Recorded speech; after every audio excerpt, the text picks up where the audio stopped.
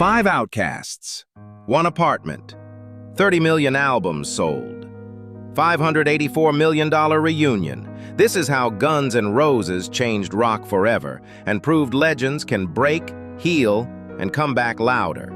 If you love the legends, hit subscribe and keep the music alive.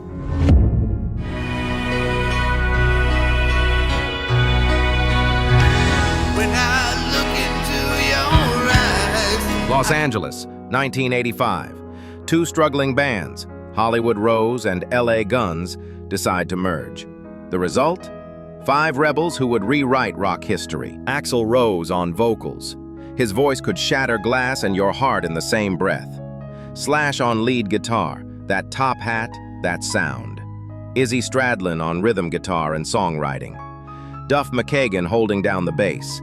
And Steven Adler on drums, bringing raw energy nobody could match. They were living 6 people to an apartment, stealing food, playing over 100 underground shows just to survive. But they were about to create the best-selling debut album of all time. Success would test their brotherhood like nothing else, and decades later, they'd prove comeback tours can shatter every record. All right, we're ready to roll! Geffen Records heard them at a club. The raw energy was undeniable. They got signed, and in 1987, they walked into Rumbo Recorders with producer Mike Klink, $360,000 and 4 days to make history. Mike Klink used 30 reels of tape. Why? He wanted to capture everything, the laughs, the mistakes, the moments when magic just happened. No polish, no perfection. Just 5 guys who could barely afford rent, pouring everything into music. Sweet Child of Mine started as Slash warming up. That playful bouncing riff, he thought it was a joke. Axl heard it and knew. They recorded an acoustic version first. Axl hated it. Too sappy, he said. Make it electric, make it powerful. They did. Released it as the 3rd single. It climbed all the way to #1 on the Billboard Hot 100. But here's the thing. Appetite for Destruction came out in July 1987, and nobody cared. It took a full year to chart. Then MTV started playing Welcome to the Jungle. Everything changed overnight. This wasn't polished 80s hair metal. This was dangerous. This was real. 5 guys who looked like they'd crawl out of the Sunset Strip gutter and steal your girlfriend. The industry didn't know what hit them. 30 million copies sold worldwide. Still the best-selling debut album in history. 18 times platinum in the US alone. No debut has touched it since. When Sweet Child of Mine hit #1, 5 outcasts became gods. Duff McKagan said it best years later. As a 30-year-old millionaire, I didn't know what the fuck I was doing. They went from stealing food to private jets. The shock never wore off, but they weren't done. 1988 brought something nobody expected. You're feeling like a space plane one more time. GNR Lies drops. 10 million copies. The acoustic side confused people at first. Patience became the song couples slow dance to at weddings. Guns N' Roses showing they could do more than hard rock? Smart move, it worked. Then came 1991. Use Your Illusion 1 and 2. Released the same day, nobody had tried that before. 35 million combined sales. They proved hard rock could be ambitious, artistic, massive. November Rain, 8 minutes long, a $1,500,000 video. Axl wanted orchestra, helicopter shots, a wedding in the desert. Over 2 billion views on YouTube today. That's not nostalgia. That's timeless. Don't Cry hit different. It reached people who'd never headbanged in their lives. Parents heard their kids blasting Guns N' Roses and actually understood why. Behind all those hits? Izzy Stradlin, the quiet genius. He co-wrote Sweet Child of Mine, Paradise City, Patience, Don't Cry. Their manager, Alan Niven, said it straight. Izzy was the backbone of the Guns N' Roses sound. His swing feel, that groove that made you move without thinking, gave the songs their life. Izzy himself put it simply. Our songs were written with Steve playing the drums. His sense of swing was the push and pull that gave the songs their feel. The Use Your Illusion tour? 194 shows across 2 years. Stadiums. Everywhere. They went from clubs to conquering the world. From raw street energy to orchestral grandeur, they proved hard rock could be art without losing its edge. They had everything. Fame, money, sold-out stadiums. But success has a price nobody talks about. At the peak, right when they seemed unstoppable, the cracks started showing. Steven Adler left first. 1990. Here's what he told People magazine decades later. I wanted to be part of what Slash and Izzy were doing. He started using heroin to fit in. His skills fell apart. The band had to let him go. In 1996, Steven had a stroke. Nearly killed him. He got sober in 2008, started Adler's Appetite, kept the music alive. In 2025, he shared his story publicly to help others avoid the same mistakes. 1. Izzy Stradlin walked away, the songwriter, the backbone. He couldn't handle the chaos anymore, the constant drama, Axl's unpredictability. The band was at its commercial peak and he left. He released over 10 solo albums after that. Stayed true to his punk roots. When Velvet Revolver came calling years later, he said no. Aversion to touring, he said. What he meant, I wanted to make music, not manage personalities. Then the big one, Axl versus Slash. Axl wanted experimental sounds, electronic elements, push boundaries.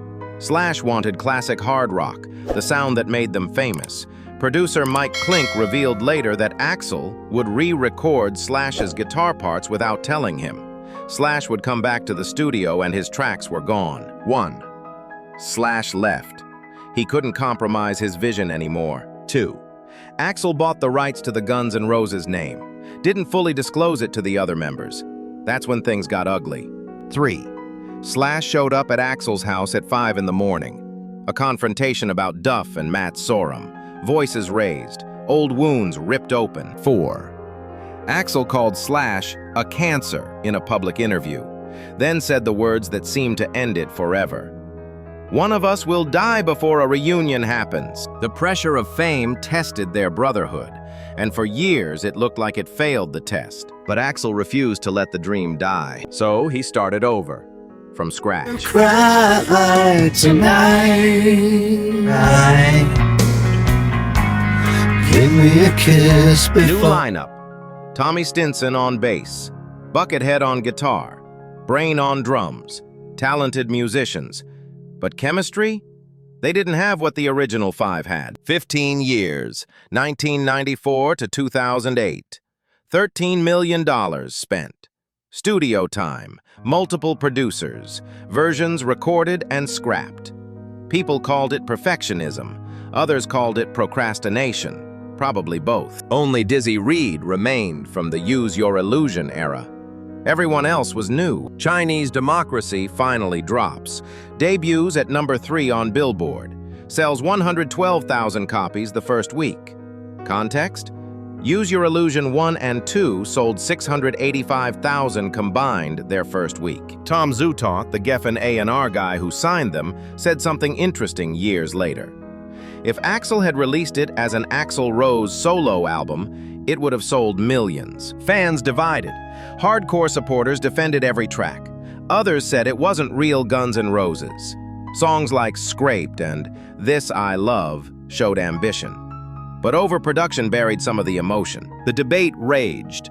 But here's what people missed. Axl wasn't being stubborn for ego. He said it himself. The dream belonged to all of us. Keeping the Guns N' Roses name alive meant keeping the door open. He was protecting something bigger than one album. He was protecting the possibility that they could return. Critics didn't see it. But time would prove Axl right, because while he kept the name alive, the others were watching, waiting. Rock and Roll Hall of Fame induction. Slash, Duff, and Steven Adler performed together.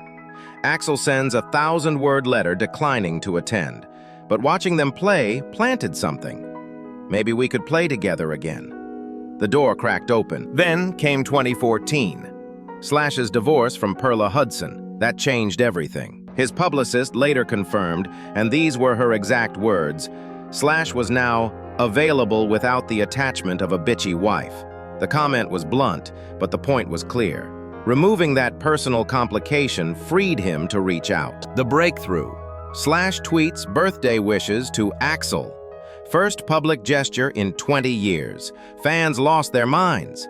Duff McKagan quietly facilitates peace talks behind the scenes. "We're grown-ass men now," Duff said in a CBS interview. "We got sick of the black cloud." Here's the thing nobody talks about. Axl's sobriety. Publicist Arlette Variek confirmed it. All being sober made this possible. Clearer heads. Less ego. They could actually communicate without substances clouding judgment. Duff said it best in an interview.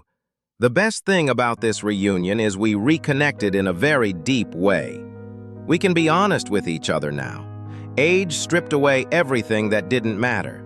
The feuds, the ego battles. What remained was simple. They missed making music together." This wasn't about money.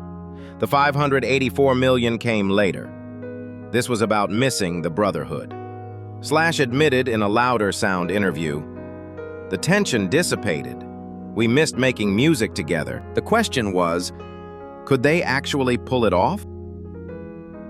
April 2016, Coachella Valley. Axl Rose, Slash, and Duff McKagan together on stage for the first time since 1993. 23 years of silence broken. Axl had a broken foot. Performed sitting on a throne like Dave Grohl did. Critics mocked his age, his appearance. Fans didn't care, they were in awe. The chemistry was still there. The Not in This Lifetime tour kicked off. 2016 to 2019, 158 shows across 3 years. 5.371 million tickets sold. $584.2 million gross. Let me put that in perspective. Third highest grossing tour of all time. Only Ed Sheeran's Divide tour at $775 million and U2's 360 tour at $736 million made more. North America alone, 87 shows, $258 million, 2.3 million tickets. Europe, 31 shows, $166 million. 5 shows grossed over $10 million each. London Stadium 2 nights, $17.7 million. 140,877 tickets. 2 nights. The set lists ran 3 hours. They played Appetite classics, Use Your Illusion epics, and yes, even Chinese democracy cuts. Axl proved he could honor all eras. Slash and Duff brought the classic energy back. The crowd didn't just show up for nostalgia. They came because these guys could still deliver. They didn't just reunite for a nostalgia cash grab. They proved legends don't fade. They just take a break and come back louder. So what did all of this mean? What did 5 rebels from LA actually change? Over 100 million albums sold worldwide. That's not just numbers, that's cultural impact. They influenced Nirvana, Metallica, Red Hot Chili Peppers. James Gunn, the director of Peacemaker, said Guns N' Roses showed him punk and glam could coexist. Sturgill Simpson called them his country rock fusion inspiration. Miles Kennedy learned guitar from Slash and collaborated on Living the Dream. Cover versions prove staying power. Sheryl Crow in 1999, Lawface's jazz version in 2023. The London Symphony Orchestra. Each generation reimagines their songs. Slash's top hat is being discussed for the Smithsonian. Axl's bandana shows up in 80s nostalgia exhibits. They're not just musicians, they're cultural icons. And here's the thing, they're still going. 1. Right now, the current lineup, Axl, Slash, and Duff at the core. Dizzy Reed has been on keyboards for 35 years. Richard Fortus on guitar for 23 years. Melissa Reese on keyboards for 9 years. Isaac Carpenter just joined on drums in 2025. The tour's called Because What You Want and What You Get Are Two Completely Different Things. 43 shows from May to July, extending into Europe and the Middle East this fall. 5.8 million combined social media followers. Kids today discovering Sweet Child O' Mine for the first time. And the big news? Metal Injection reported in June 2025. Axl confirmed new music is in the works with Slash and Duff. First new material together since Use Your Illusion in 1993. The story's not over. These legends are still writing it. From a poverty apartment to 100 million albums, 5 outcasts proved something. Real connection doesn't die. It just waits for the right moment to come back. Reach the peak, but what remains when the applause fades? Hit subscribe to uncover the stories behind the legends of music. This is Untold Music Legends. 5 outcasts became legends. Legends fractured, and then they healed. $584 million proved doubters wrong. If this story moved you, hit that subscribe button for unseen history photos. We bring untold music stories to life every week. Drop a comment. Which Guns N' Roses song changed your life? Tell us the year you first heard it. Let's build a timeline of memories together. Next video? Led Zeppelin. The truth behind their breakup and the tragedy that ended one of rock's greatest bands. Thanks for watching. Rock and roll never dies. It just takes a break.